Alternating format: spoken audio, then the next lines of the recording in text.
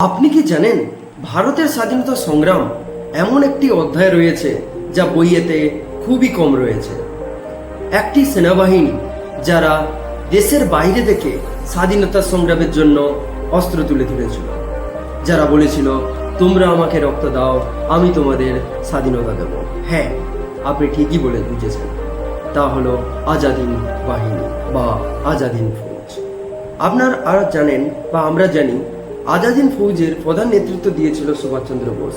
হ্যাঁ, ঠিকই, কিন্তু এর পিছনে রয়েছে ভারতের ইতিহাসে একটি সাহসী অধ্যায়। আসুন আমরা সেই অধ্যায়ে ফিরে যাই। বছরটা 1942।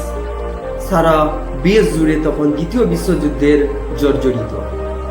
ব্রিটিশ সাম্রাজ্য তখন বিভিন্ন জায়গায় ঔপনিবেশিক স্থাপন করার পাশাপাশি সৈনিক নিয়ে বিভিন্ন জায়গায় যুদ্ধের জন্য পাঠাচ্ছিল। তেমনি ভারতীয় সেনারা হাজার হাজার সৈনিক ব্রিটিশদের পক্ষে যুদ্ধ করেছিল আফ্রিকা, ইউরোপ, উত্তর পূর্ব এশিয়াগুলিতে।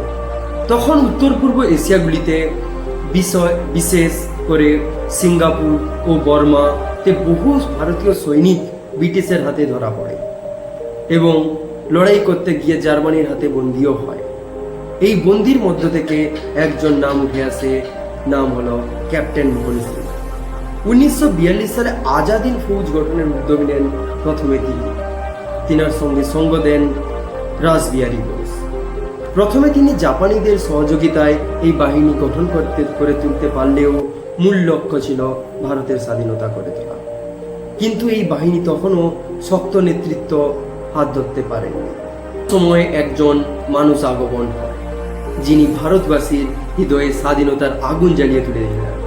নাম হলো নেতাজি সুভাষচন্দ্র বোস। নেতাজি নামটা গান্ধীজি দিলেও নামটা সকল মানুষের মধ্যে রয়েছে খুব গুরুত্বপূর্ণভাবে।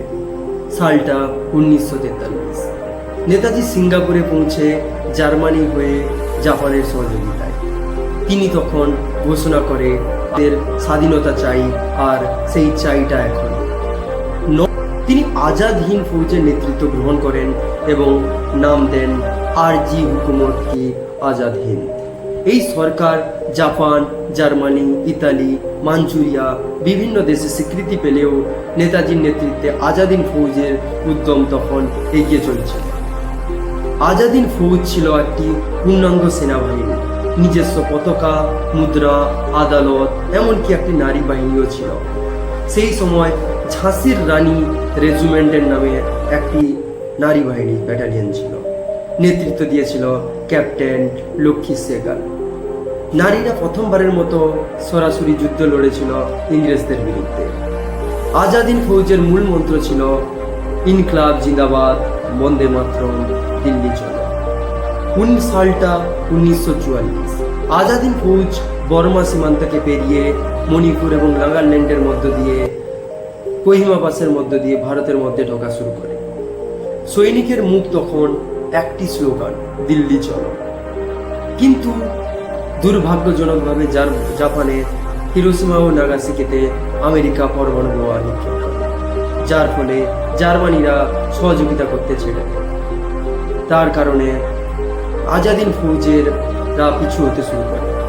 1945 সালে নেতাজি সুভাষচন্দ্র বোস সেই সমস্যাটাকে মেটানোর জন্য বিমান হয়ে দুর্ঘটনায় আক্রান্ত হয়। কিন্তু এই দুর্ঘটনার পিছনে রয়েছে অনেক বড় রহস্য। যুদ্ধ শেষ হলো, ব্রিটিশ সরকার আজাদিন ফৌজের 3 জন সিপাহীকে জেলে বন্দি করল। এই বিচার উল্টে দিল সারা দেশ জুড়ে, সমগ্র ভারতবাসী জুড়ে আন্দোলন তৈরি করল। শিখ, হিন্দু, মুসলমান নির্বিশেষে সবাই আওয়াজ তুলল, আজাদিন ফৌজ জয় হোক তোমার। এই ঘটনার পর ব্রিটিশ সরকার বুঝতে পারে যে ভারতকে আর বন্দি রাখা এবং পরাধীন করে রাখা যাবে না, তাই সিদ্ধান্ত নেয় অনেক কিছু। আজাদ ফৌজ ভারতের স্বাধীনতা সরাসরি এনে দিতে পারেনি হলেও তাদের আত্মত্যাগ, সাহস ও নেতৃত্ব ভারতের জাতীয় সচেতনতার ভিত্তি তৈরি করে দিয়েছিল।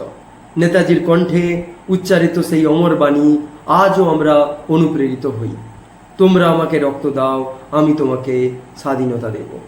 বন্ধুরা, আজাদিন ফৌজের কেবল একটি বাহিনী ছিল না, ছিল একটি স্বপ্ন, আত্মবিশ্বাস ও বার্তা, যার কারণে আজ আমরা স্বাধীন। আর আমরা অনেকই ইন্টারেস্টিং ভিডিও হয়তো আমরা জানি না, তাই সুভাষচন্দ্র বোসের মৃত্যু কাহিনী সম্পর্কে জানতে নিচে কমেন্ট বক্সে জানান নেতাজি সুভাষচন্দ্র বোস।